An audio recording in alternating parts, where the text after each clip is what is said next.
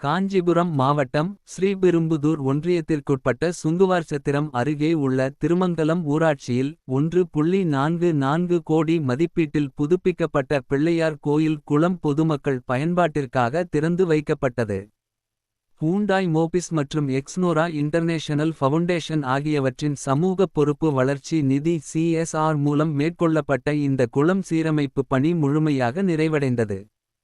காஞ்சிபுரம் மாவட்ட ஆட்சியர் ஸ்னேகா தலைமையில் நடைபெற்ற திறப்பு விழாவில் ஸ்ரீபெரும்புதூர் சட்டமன்ற உறுப்பினரும் வெளிநாடு வாழ் தமிழர்கள் நலத்துறை அமைச்சருமான தென்னரசு சிறப்பு அழைப்பாளராக கலந்து கொண்டு ரிப்பன் வெட்டி குளத்தை திறந்து வைத்தார்.